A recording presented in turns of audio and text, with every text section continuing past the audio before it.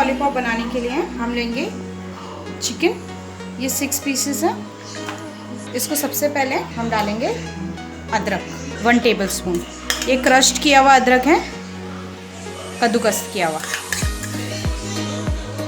इसके बाद में डालेंगे हम लहसुन क्रश्ड किया हुआ। इसके बाद डालेंगे हम क्रश की हुई हरी मिर्च। इसके साथ मैं डालूंगी काली मिरी, जो कूटी हुई काली मिरी है, और आधा चम्मच लाल मिर्ची का पाउडर। इसके साथ डालूंगी मैं 1 अंडा। अब इसे हम अच्छे से मिक्स कर देते हैं। इसमें डालूंगी मैं 1/2 टेबलस्पून सॉल्ट।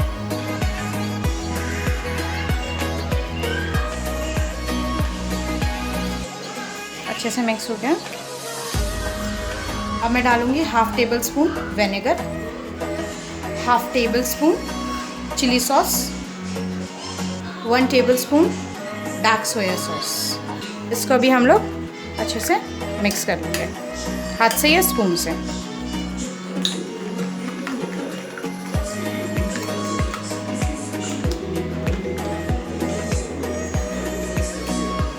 अब हम इसमें ऐड करेंगे कॉर्नफ्लावर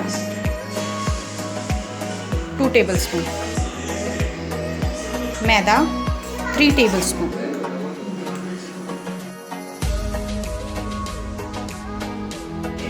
टीस्पून ऑयल।